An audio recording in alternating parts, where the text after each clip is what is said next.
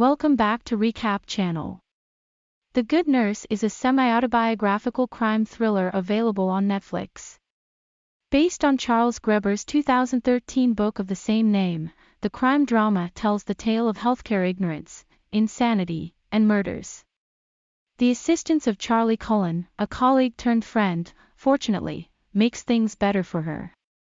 Amy and Charlie grow close with time, and a rare glimmer of hope comes when she feels reassured about the future. However, when he is labeled as a key suspect in a string of ambiguous patient deaths, she must use every resource at her disposal to uncover the truth. The plot revolves around Amy, a sympathetic but overworked nurse who does not lead an easy life. In addition to being a single mother and having a fatal heart ailment, her night hours at the hospital push her to the brink on both an emotional and physical level. What serves as the movie's inspiration? The true crime novel The Good Nurse, a true story of medicine, madness, and murder written by Charles Graeber, which is based on a real-life serial killer, serves as the inspiration for this one. Charles Cullen, who is believed to have murdered over 400 people, is presented with a dramatized depiction of his life.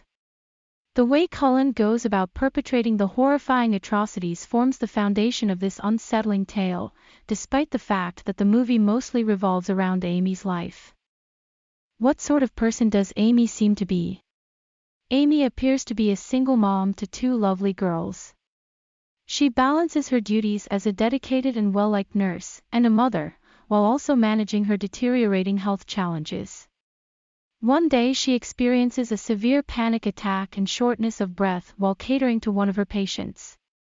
When Amy visits another hospital to get examined, we find out that she has a blood mass around her heart, making her a top candidate for a heart transplant. Considering her financial situation, she is unable to afford the surgery, and because she hasn't spent a full year at Parksfield, is ineligible for medical insurance. Amy is resilient and smiles while using 2 different credit cards to pay for her doctor's appointment and test results. Amy manages to balance the late shifts at work while also being a loving mother to her small children as she barely has 4 months to secure a definite position at the hospital. How does Charlie learn about Amy's medical condition?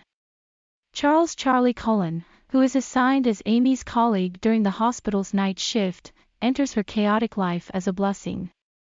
He walks in with a wealth of practical expertise and fits right in, immediately picking up the responsibilities and working carefully to complete them. As Amy grows accustomed to Charles working night shifts, she finds his oddly calm temperament to be comforting. Charles, on the other hand, assists relieve some of the pressure off her by allowing her to take breaks from her busy schedule as she walks him through the rules and guidelines of the everyday routine. Charlie once notices Amy gasping for air and vulnerable behind a curtained hospital ward. He pats her back calmly and guides her to manage her irregular heartbeats. Amy informs him that she suffers from cardiomyopathy, which causes blood blisters around her heart, once she has caught her breath. She begs him not to tell anybody about it because doing so could result in her being fired. He makes a promise to Amy that he won't inform anybody and that he would assist her in staying put for the following 4 months. What kind of bond do Amy and Charlie have? As Charlie and Amy proceed to regulate their hectic professional lives, they discover a friend in one another. Along with taking care of her children, Charlie also assists Amy by teaching her daughter the scripts for the play she intends to audition for. Amy realizes that her life has become simpler because of Charlie. How does Charlie behave around the deceased patient? When Amy starts her shift at the hospital one night, she discovers that one of her beloved patients passed away unexpectedly for an unspecified reason. She asks her superiors about the cause and nature of the death thereafter. Amy departs to console the grieving spouse while leaving Charlie in charge of cleaning and dressing the lifeless patient. The purpose of this scene in the movie is to turn our attention to Charles's odd behavior. We observe him as he stares icily into the deceased patient's eyes. How do the detectives go about with the investigation? After conducting an internal inquiry into the nature of the death, Linda Guerin, the hospital's administrator, suggests that it would be reasonable to discuss the matter with the cops. The investigators learned that Charles was accused of criminal trespassing and harassment around 1995 while employed at a hospital in Pennsylvania. They discovered that he allegedly slashed a co-worker's tires following a breakup. Despite them taking back the complaint, something seemed off. We observed that the hospital attempts to justify the tragedy as nothing more than an adverse reaction to medication that wasn't anticipated. People guarded information whenever Charlie's name was mentioned at the several facilities he worked at. Why does Amy insist that Charlie is innocent? Amy informs the investigators that the double medication blunder is rare and that, for a multitude of reasons, she doesn't think Charlie is guilty. The fact that Anna passed away during the day, while Charlie and she had night shifts, would make it virtually impossible. She also found it difficult to accept the idea that somebody who was so devoted and sincere could be guilty of such a crime. How does Amy find out about Charlie's killings? Amy begins to inquire about the possible culprits after a second patient passes away following a double medication error. She meets a former coworker who used to work with Charlie and finds out that there used to be a rumor about Charlie murdering patients, but no one ever did anything about it. After this revelation, Amy investigates the storeroom area where the 4 bags are kept and notices many of those had small holes, indicating that they had been tampered with before being used for the patients. Amy informs the investigators of what she had learned and requests them not to expose her as the provider of the new information since she would lose her job if they did so. How does Charlie murder the patients even when he isn't there? Amy informs the detectives that Charles injects the bags just before they leave the storage room. She goes on to say that because the insulin enters the bloodstream slowly, it might take hours or even a day to kill someone once he injects it into the bags. What justifications does the hospital give for firing Charlie? They dig up the remains of the second victim and conduct an autopsy since Anna was cremated.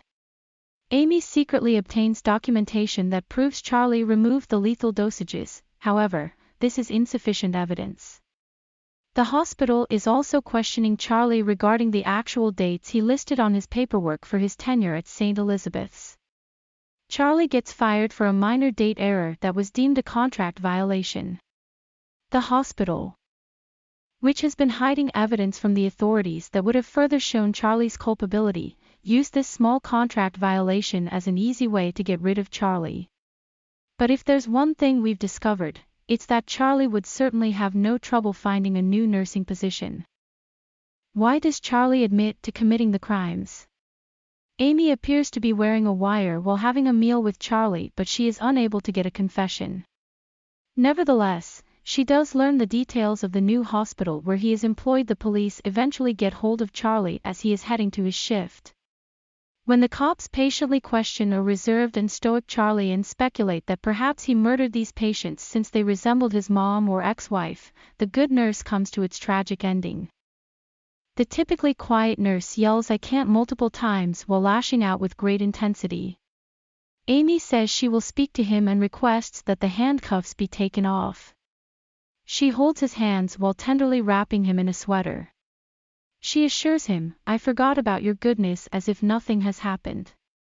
Amy keeps apologizing for doing things behind his back and leaving him feeling alienated, but she insists that she wants him to be honest. He responds, "I just did it," without giving any further explanation.